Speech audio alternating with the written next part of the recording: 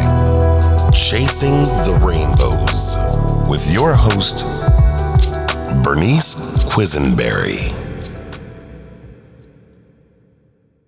On this week's podcast episode, we are holding our Ask a Maternal Fetal Medicine Doctor segment with Dr. Serena Wu, who is a maternal fetal medicine specialist that experienced her own baby loss. And we just appreciate you being here and being willing to help us fellow survivors, Serena. Thank you for having me. I'm excited to be here and to be able to speak with Bree and help again. Oh, thank you. I appreciate you. The survivor that we're interviewing, and as Serena said today, that's present, and some of you may know her voice or recognize it, is from our B and Bree segment. Brianna Groover is here to ask her own questions about one of her losses of her son, Landon. Thank you. Hey guys. Nice to be with you again. Great, and thanks for coming. Yeah, so before we get started, just a real quick disclaimer. We are not giving out medical advice, medically treating any person, diagnosing any person, providing second opinions, virtual consults throughout our podcast. What a mouthful. This segment is to give some peace to our listeners who are struggling with some questions because of the whirlwind of events that happened during our traumatic losses. But we are opening the ability to have a dialogue without feeling judged or silenced around our losses, and that's what's really important. We are promoting awareness and actual feelings that occur during our losses for a safe space to talk about any thoughts and feelings openly and honestly. For medical advice, treatment, or diagnosis, please consult your primary physician or obstetrician. Our intention is solely to help survivors process their own loss. So we have received numerous requests from survivors through our criedoutloudpodcast.com website. And we are grateful that we're being found. So if anyone's out there listening and you have questions around your loss, please write in and we would love to host you on one of these segments. With the volume of requests, though, we do ask that everybody please just be patient as we work through them. And we can only select a couple to highlight as we work through the list. However, being assured that we will answer your questions as we're working through and on the process of each segment. So we may reach out for further questions and discussion by email or to host you on the website, to host you on the podcast, I'm sorry. So with that said, we are gonna dive into Bree's questions around her loss, like I said, and Dr. Serena Wu. Yeah, Dr. Wu, thanks for being here and answering some of these questions. So just a little background. So a lot of you know my story just based off of our previous podcast. So I had lost, I had two stillbirths. I had one, his name is Landon, and I lost him at 16 weeks. And that's kind of where my questions come from today. So my pregnancy, when I got pregnant, we had no trouble getting pregnant. Normal pregnancy, everything looked great. No issues. And then around November, my oldest daughter contracted Fifth's disease. She was originally misdiagnosed, and then I ended up contracting it later on and was asymptomatic. I went in for a routine doctor's appointment, and they could not hear the heartbeat with the Doppler, so they sent me for an ultrasound. Went in for the ultrasound, and they discovered he did not have a heartbeat anymore. He was measuring around 16 weeks. They also told me at that time that his head looked very swollen, which they said can indicate a virus. So they tested him and it did come back positive as Fifth's disease. So my first question is, how common is it for a baby to contract this common childhood illness? So that's a great question. And Bree, I'm so sorry that you went through this. Thank you. And that it got misdiagnosed, and then subsequently this ended up happening. Can I just back up? Sure. When you say your daughter was misdiagnosed, Yeah. Can you just expand on that? Like a hay fever type, like completely misdiagnosed. Okay. No indication that it would have been Fifth disease or anything. So it was, we walked away thinking, oh, okay, we're good. Nothing that I could contract, and we didn't feel concerned about it. How was it picked up then? I think from school. I later found out it was going around the school. Okay. And so was that when you decided that, wait, maybe this is not hay fever? So or did she get sicker? No, she didn't get sicker. She got better. But it wasn't until I think it was like a week or two later, then we went for another opinion. So we found out later on, but it had been like a week or two after initial. Okay. Yeah, so for Fifth's disease is caused by a virus called parvovirus. Okay. And parvovirus is actually quite ubiquitous or quite common. And like you said, it's a common childhood disease. And a virus, unfortunately, there's really nothing to treat it. No antibiotics. Antibiotics are generally for bacterial infections. So what's interesting though is that it is very common in the daycare setting. Transmission to other family members is actually lower if you were to get it from a daycare setting or Yeah, she was setting. 3, so she was in preschool, and Yeah. I was also worked in healthcare, so they were kind of surprised that I did contract it because of just my immune system working in healthcare. Right. And you would have been exposed. You might have been exposed if they were to try to figure that out. Yeah. We could see if you had been previously exposed through your blood work. But that being said, if you had an acute exposure and your blood work demonstrated that, we would still need to follow you. So what's interesting about a lot of viral diseases, and I'm not going to go into all of them, I'll just focus on this, but what's interesting with, like, say, parvovirus or cytomegalovirus or CMV, that would be an acronym, or varicella, chickenpox, is that being exposed to these viruses early in pregnancy causes the most harm. Okay. So actually, it's been found that if you are exposed, if the mom is exposed and it contracts, that in the first 20 weeks, that the transmission to the baby would be higher. Oh, okay. And unfortunately, that also is the time where it could cause the most harm. And is that because of the developmental stages occurring? It's because of the fast-moving cells, fast-developing cells. That makes sense. So transmission is anywhere between 8 to 17% in the first 20 weeks, and Wow. after the 20 weeks and then on, it's only 2 to 6%. Oh, wow. So it would have been important as soon as to find out, okay, my child has been exposed to parvovirus.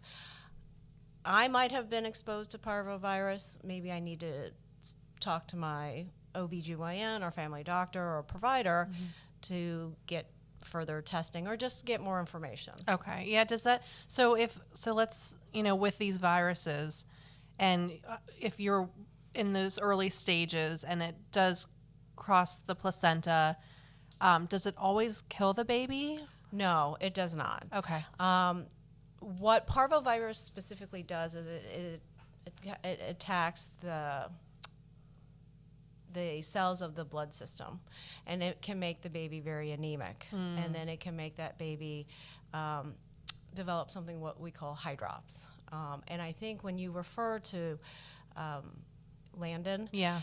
having a swollen Yeah. head, I think they were referring to the fact that the scalp was probably very swollen. Yeah. It definitely was, especially when I delivered him. You could see his head was very swollen. Right. And so what we would do is that we would monitor you if we had known. Okay. Yeah, that was going to be my next question is so if I would have known and she wouldn't have been misdiagnosed, what could we have done? Could we have done anything to save Landon, I guess is my question. So I don't know about, quote, save. Yeah. But yes, what we would have done to monitor it is that you would have come to the office, we would have drawn your blood, seen what kind of exposures you had or had not. Then we would have monitored you. And if it definitely showed an acute exposure, we would have seen you every 1 to 2 weeks for the next 8 to 12 weeks. Okay. That first 8 weeks is when the baby can develop all that extra fluid. And what high drops is extra fluid in places where there shouldn't be fluid. So, and we need 2 out of those, out of 4 to 5 places of the baby that need to have that extra fluid. One of them is what we call fluid in the skin, or edema. So we do have measurements for that, but it's like extra thickening of the skin. Other places where there shouldn't be fluid, that we see fluid, would be in the lung area, in the belly area. And then softer signs that are not part of the criteria but does point us in that way is like if there's extra fluid around the baby or if the placenta is extra thick. So that's what the high drops is referring to. Okay, that makes sense. And so, if I guess it's a virus, there's not really any way you can treat a virus. I guess I was thinking, if you treat me, would it also treat the baby? Right. Wouldn't that be great? Yes, it would be great for a lot of things. Right. So unfortunately, this particular virus, there's no medication. There's no IV medications that we could give, nothing orally we could give. We can only monitor. Okay. If we were to see signs of that the baby's developing anemia, and we do that with, and you would have to go see, by the way, a maternal fetal medicine specialist because we are trained to do that specific ultrasound. We would look to see if the baby's becoming anemic, and what would end up happening to treat your baby because of the anemia is to give a blood transfusion in utero. Oh, wow. Okay. So that would be the treatment if that were to happen. And does that typically save? No, I guess save is hard to, but does it increase the chances of the baby surviving? Yes. Okay. Now that's obviously it's not without risk. Yeah. To do a transfusion, it's also a needle into your abdomen that goes into the uterus. It's kind of like an amniocentesis. Okay. But where we would be specifically aiming for is for the baby's umbilical cord, where we would it would be just like as if you had an emergency needed an emergency blood transfusion. It would be a specific type of blood that would have everything irradiated in it. It would be O negative, and they don't need much. We would have to calculate how much blood that the baby would need, but we would have to aim for that umbilical cord, stick a needle into it, and then transfuse blood. Wow. That being said, these are done at centers that still do this. It used to be done really much more frequently when we had RH alloimmunization or RH disease. That is where moms that were RH negative had a baby that was RH positive, and it's that similar process in terms of anemia, not with parvovirus, but in terms of anemia. The baby would have the mom's immune system go after their blood cells, and then the baby would become anemic. Okay. So is there a time frame on when that needs to take place? So, you know what I mean? Like, I guess I always struggle with, if we would have caught it sooner, could we have saved him, or could we have done something different? So, like, are we talking a week makes a big difference, or is it several weeks? Or, I mean, I assume every baby might be different depending on the type of exposure they've had. I mean, so thankfully, the first 20 weeks in your case, it would have been good to get to the doctor, get tested, and then be followed out. And maybe in another month, get your blood tested again.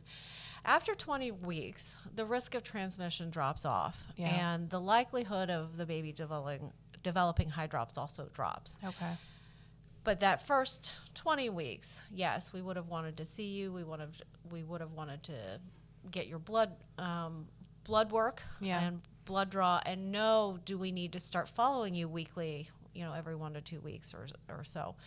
8 to 17%, that doesn't sound like a lot, but when you're that one, it's 100%. Absolutely. And then you feel like, okay, if I had gotten into, like in your case, the doctor sooner, and they would have drawn my blood and saw that I had an acute exposure, then maybe I would have gone a different path, and maybe I would have ended up Yeah. getting a blood transfusion for my baby. I've had to work through a lot of those emotions because for a long time I struggled with, well, if we would have recognized this sooner. And then I also struggled with, well, if my daughter, because I have heard that the further along you are, the better off the baby would be if exposed. And I struggled with, well, gosh, why couldn't my daughter get sick a month later? Or, it's just those what if kind of situations. And those are hard pills to swallow when you lose your baby and Right. knowing that the outcome could have been different if situations were different. But Right.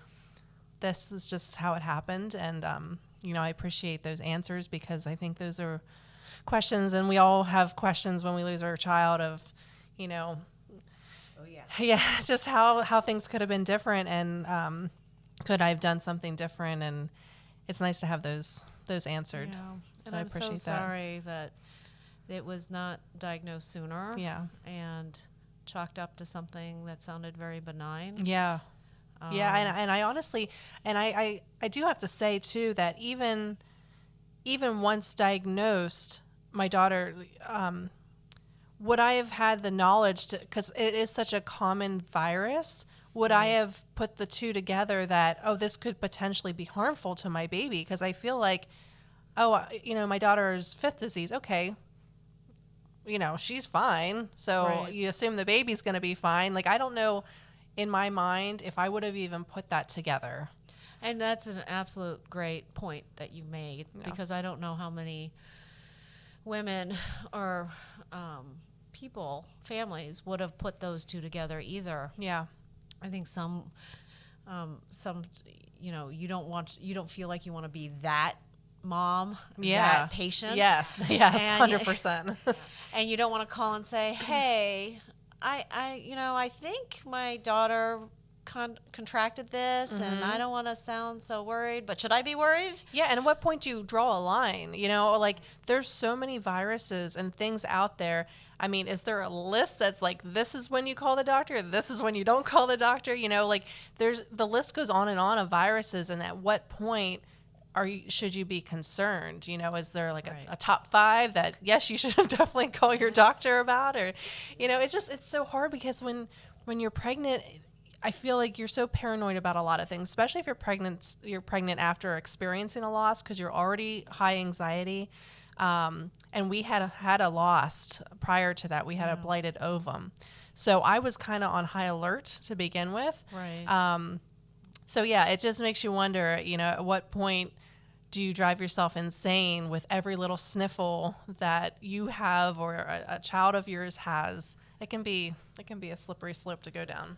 Well, yeah. And from your experience when you and I, and, you shared this with me and told me your story and about, Landon and things like that. Well, when we were pregnant with our rainbow baby, Faye, I contracted COVID twice, one at 8 weeks, first time. And then the second time was in my 30th week. And I'm telling you, I was so freaked out that crossed over. Because you think about it. Now, granted, we just treated the symptoms per symptom and handled it that way, and it didn't. But it does worry you.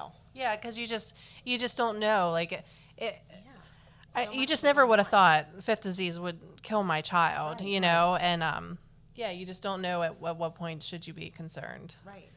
And I wish there was a top 5, though. I think if you were to tell your OB or your MFM that, okay, I've been exposed, we would still follow you. Yeah. So I think in terms of pregnancy, fifth disease ranks in the top 10 for sure. Okay.